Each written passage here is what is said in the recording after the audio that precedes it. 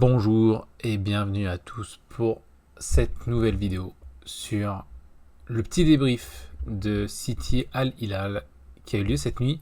Je vais tout simplement vous montrer ce que vous n'avez pas pu voir cette nuit, puisque c'était à 3h du matin, ça s'est terminé vers 6h, un peu avant, 5h30, 5h45.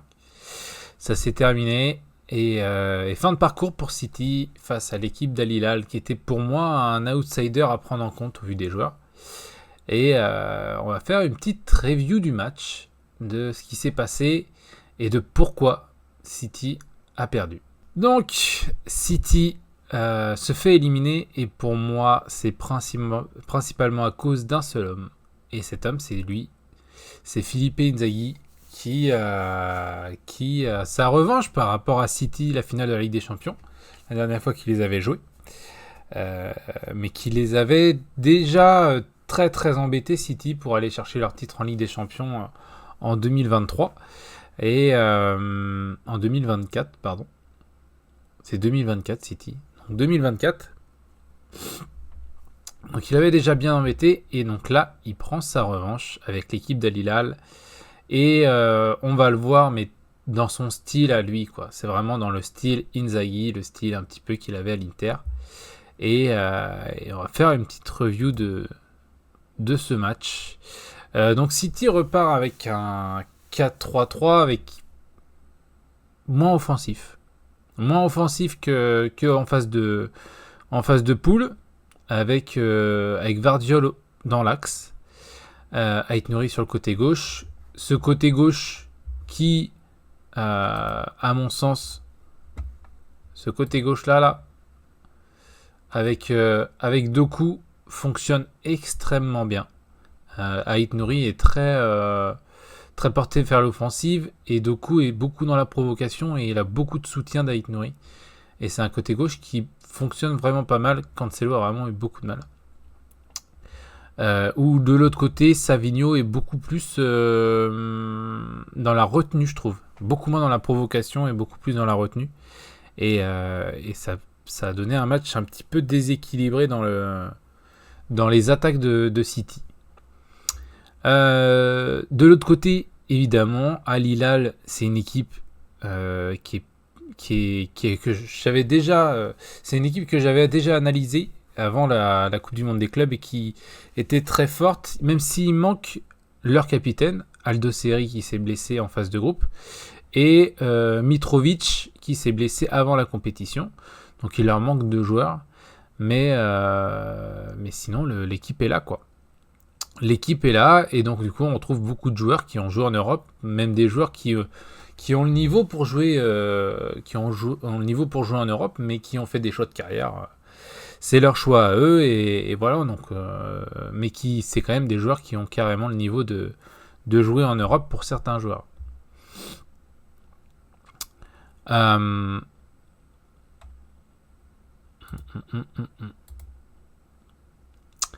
Je vous montre pas le premier but, parce que le but c'est pas forcément d'analyser ça.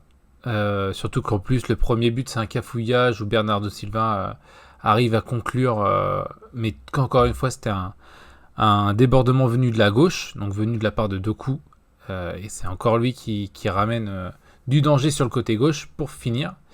C'est juste pour vous montrer aussi donc la défense d'Al Hilal, le projet Inzaghi. 1, 2, 3, 4, 5, 6, 7 joueurs dans la surface pour défendre. Plus Bounou, 8. Vous avez 8 joueurs sur 11 qui sont dans la surface pour défendre, en comptant même pas celui-là qui est entré de surface. Donc une équipe très défensive face à City, mais comme la plupart des équipes, on dirait.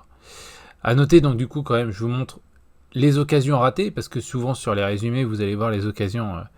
Enfin, les buts, en fait, ils remettent juste les buts, mais il faut aussi voir ce que City a raté hier soir et ce qui leur empêche d'aller plus loin dans la compétition.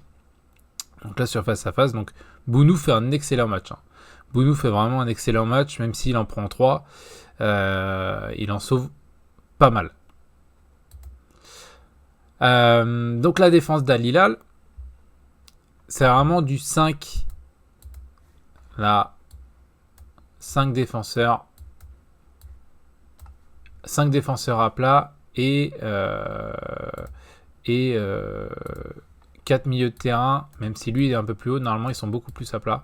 Ils sont en 5-4-1 avec leur attaquant qui chassait tout le temps Gundogan en fait dans la relance. Et Gundogan c'est pas Rodri quoi.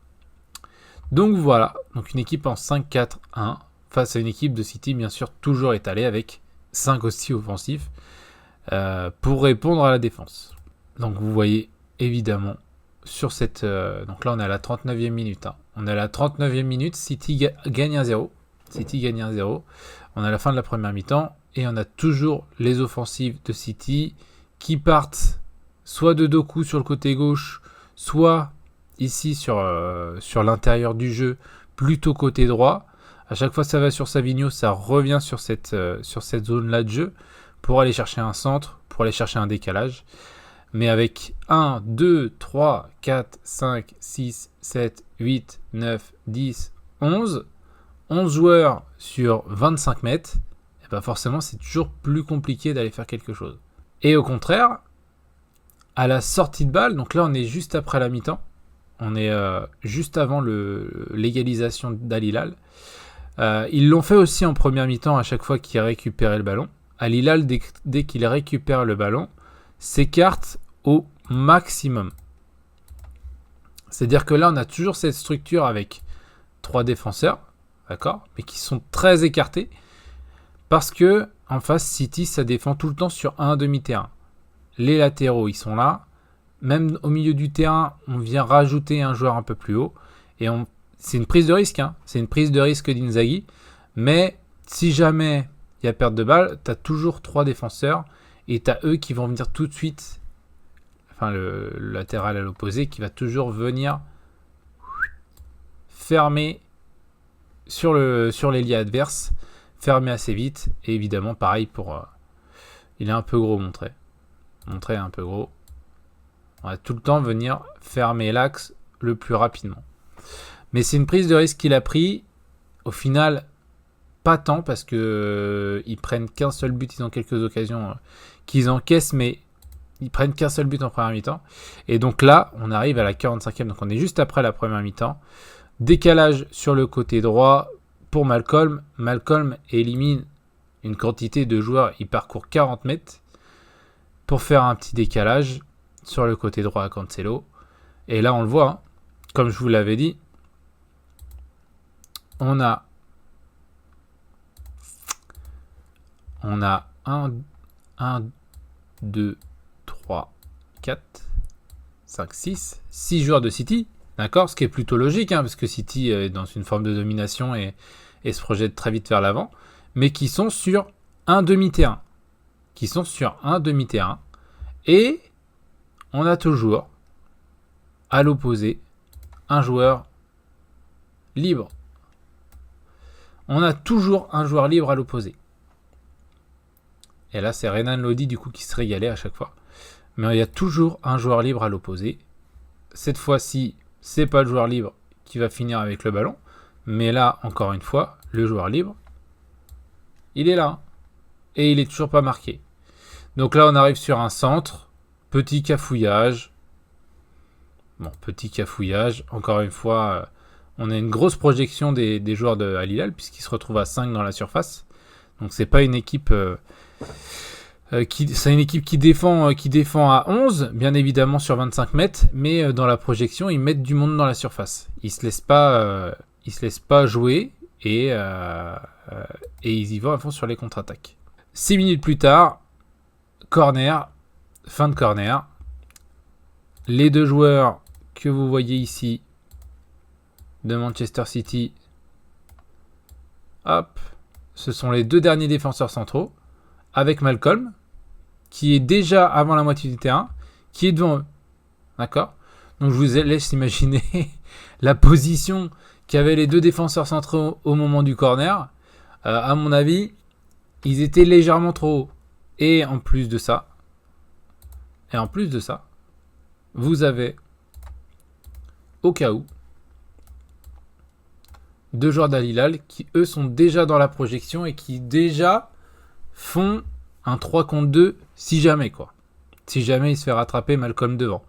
Mais on est déjà dans une supériorité numérique alors qu'on est à 30 mètres des buts de Al Hilal, quoi. Et donc là, on a tous les joueurs de City qui sont dans cette zone-là. Donc City, un jeu offensif, mais peut-être un peu trop sur ce match-là. Enfin, il y a des phases de jeu où ils sont beaucoup trop risqués. Beaucoup trop risqués. Même si le jeu de City, c'est ça au final, c'est du jeu risqué, mais là, c'est beaucoup trop risqué. Et donc Malcolm se trompe pas, il se retrouve face à Ederson, petit filet opposé, et ça fait 2-1 à la 51e minute, donc en 6 minutes, City prend 2 buts.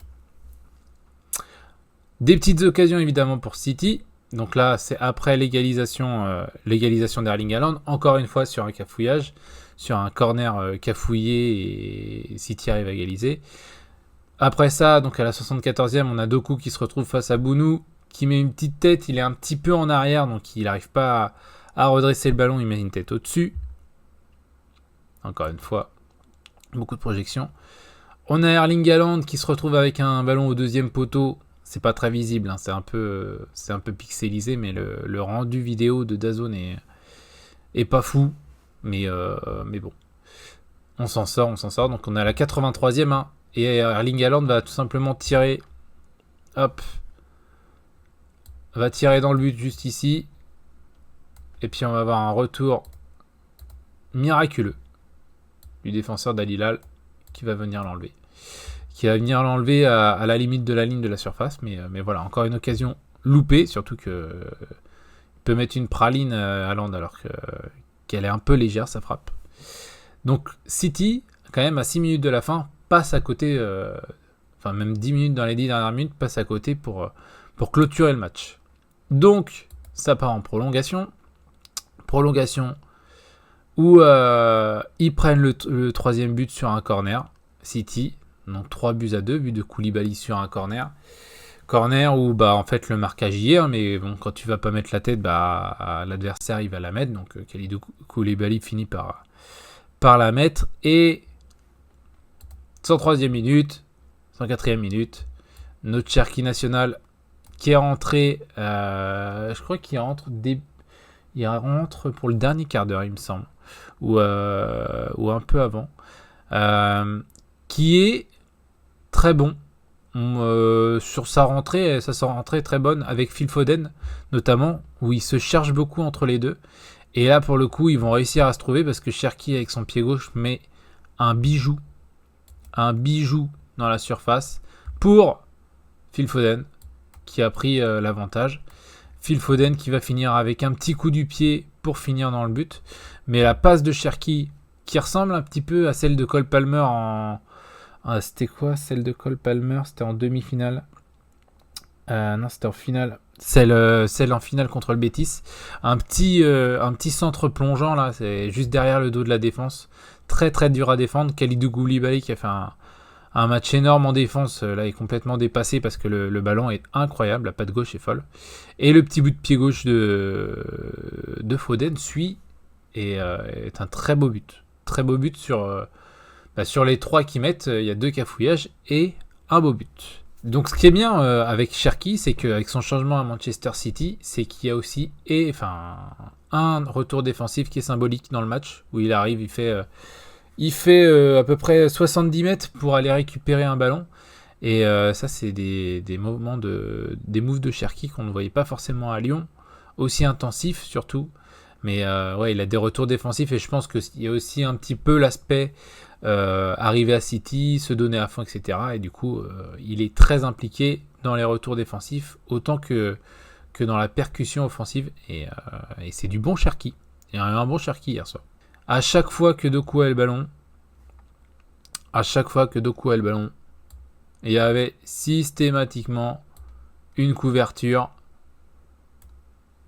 à celui qui cadrait. À chaque fois, il y avait 5-6 mètres d'écart entre celui qui défendait et celui qui faisait la couverture, qui permettait à la fois de couvrir à la fois les dribbles de Doku, même si il est passé un nombre incalculable de fois. Il est incroyable Doku sur cette Coupe du Monde des clubs, où vraiment il est très très incisif dans ses dribbles. il va hyper vite, il est dribbleur, il est percutant. Et Inzaghi n'a pas voulu se faire avoir en mettant systématiquement une couverture qui était à la fois aussi un joueur qui pouvait sortir sur le joueur, qui pouvait être dans les interespaces, qui pouvait sortir. Donc une stratégie encore une fois payante pour Al Hilal. Et donc là on est à la 110e minute, il y a 3 partout. Le 4e but est symbolique des erreurs de City et de leur faiblesse, entre guillemets. Pour moi c'est pas une faiblesse, c'est une prise de parti en fait. Ils décident de défendre sur une partie du terrain. Ils décident de défendre sur tout le temps une moitié de terrain. D'accord ? On est sur une moitié de terrain. À chaque fois. Sur des blocs où on est dans un très petit espace.